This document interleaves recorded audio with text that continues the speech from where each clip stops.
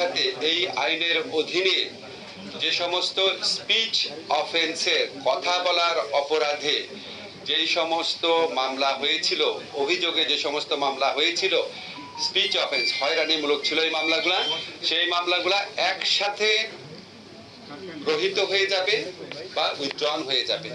আমরা যখন এই সাইবার সিকিউরিটি অ্যাক্টে দায়ের করা স্পিচ মামলাগুলো প্রত্যাহার করতে গেলাম, দেখলাম একটা একটা করে করলে কয়েক বছর লাগবে। এই জন্য আমরা ওই আইনের মাধ্যমেই, যেই আইনের মাধ্যমে সাইবার সিকিউরিটি অ্যাক্টটা বাতিল হবে, সেই আইনেই একটা বিধান রেখেছি, স্পিচ অফেন্সের সকল মামলা রহিত হয়ে যাবে। এটা আমরা আমাদের যারা আইন মন্ত্রণালয়ের কাজ আমরা করে দিয়েছি, এটা তথ্য প্রযুক্তি মন্ত্রণালয়ের কাছে আছে। এই আইনটা বাতিল হওয়ার সাথে সাথে সাইবার সুরক্ষা আইন নামে একটা আইন করা হবে, যেখানে কম্পিউটার এবং হ্যাকিং রিলেটেড অফেন্সগুলোর বর্ণনা থাকবে। কম্পিউটার এবং হ্যাকিং রিলেটেড অফেন্সগুলো আমরা অব্যাহত রাখবো, এটা আপনাদেরকে বলেছি। না হলে দেশের তথ্য প্রযুক্তি যে নিরাপত্তা, সেটা মারাত্মকভাবে বিঘ্নিত হবে। এটার সাথে মানুষের কথা বলার অধিকারের কোনো সম্পর্ক থাকবে না। সেকেন্ড হচ্ছে নতুন নিয়োগ এবং নিয়োগে সহায়তা। এখানে আমাদের অনেক অনেক অনেক শ্রম দিতে হয়েছে। আমাদের আইন মন্ত্রণালয়ের কর্মকর্তারা ক্ষেত্র বিশেষে, আপনার খবর নিয়ে রাখেন, আপনার সচিবালয় বিট করেন, আমরা ক্ষেত্র বিশেষে আমাদের কোনো কর্মকর্তা রাত 9টা-10টা পর্যন্ত কাজ করেছে। আমরা মাঝে মাঝে শুক্রবার অফিস করেছি। আমরা মাঝে মামলার নামে আপনার বাণিজ্য করা হচ্ছে, হয়রানি করা হচ্ছে। যারা হয়রানির শিকার হচ্ছে, যারা এই মানে শত্রুতামূলক মামলার শিকার হচ্ছে, যাদেরকে আপনার কি বলবার বাণিজ্যিক কারণে যাদের মামলার আসামি করা হয়েছে, তাদের জন্য বিরাট একটা প্রতিকারের সুযোগ সৃষ্টি হবে এই সকল আদালতে সরকারি প্রকৌশলী আপনার রিক্রুট করার মাধ্যমে, আমরা আশা করছি। এছাড়া বর্ডার গার্ড বাংলাদেশে বিস্ফোরক মামলা পরিচালনার জন্য 20 জন স্পেশাল পাবলিক প্রসিকিউটরকে নিয়োগ দেওয়া হয়েছে।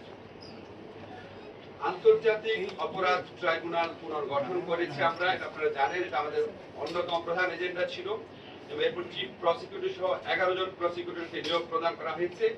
এছাড়া স্পেশাল প্রসিকিউটরাল অ্যাডভাইজার হিসাবে বিদেশি এবং দেশি বিশেষজ্ঞ পর্যায়ের আইনজীবীরা নিয়োগ প্রাপ্ত হচ্ছেন। বিদেশি যিনি আছেন, ওনার নিয়োগপত্র সম্পন্ন হয়েছে আজকে, আপনারা 2-1 দিনের মধ্যে জানবেন। দেশি যিনি আছেন আইন বিশেষজ্ঞ, ওনার একটা প্রসেসের মধ্যে রয়েছে, আশা করি এই সপ্তাহের মধ্যে এটা হয়ে যাবে। এছাড়া অ্যাটর্নি জেনারেল অফিসে 239 জন আইন কর্মকর্তা, অ্যাটর্নি জেনারেল, অতিরিক্ত অ্যাটর্নি জেনারেল, সহকারী attorney general, deputy attorney general, এই 229 জন আইন কর্মকর্তাকে নিয়োগ প্রদান করা হয়েছে। আমরা কিছু আইনগত সংস্কারের কাজ করেছি।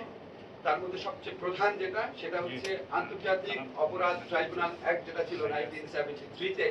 সেখানে কিছু কিছু মারাত্মক বিচ্যুতিক কথা বিভিন্ন দেশি বিদেশি মানবাধিকার সংগঠনগুলো বলেছিলেন। বিভিন্ন সময়ে আমাদের এখানে সিভিল সোসাইটিও বলেছিলেন। আমরা যখন এটা সংস্কারের উদ্যোগ নিলাম, আমরা চেয়েছি বিচারটা যেন বৈশ্বিক পর্যায়ে, দেশীয় পর্যায়ে গ্রহণযোগ্য হয়, একই সাথে এটার মাধ্যমে যেন সুবিচার নিশ্চিত করা হয়। এই জন্য আমরা ব্যাপক কনসালটেশন করেছি। আপনারা দেখেছেন, আমরা ওপেন গোল টেবিল বৈঠক করেছি। এরপর দেশি বিদেশি বিভিন্ন এক্সপার্ট, 3 জন বিদেশি এক্সপার্ট সহ প্রায় কমপক্ষে 20 থেকে 25 জন এক্সপার্ট আমরা অপিনিয়ন নিয়েছি।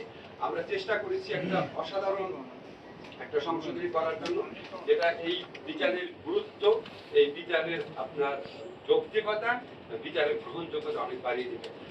আগামীকাল উপদেষ্টা পরিষদের মিটিংয়ে সেই অ্যামেন্ডমেন্টটা তোলা হবে।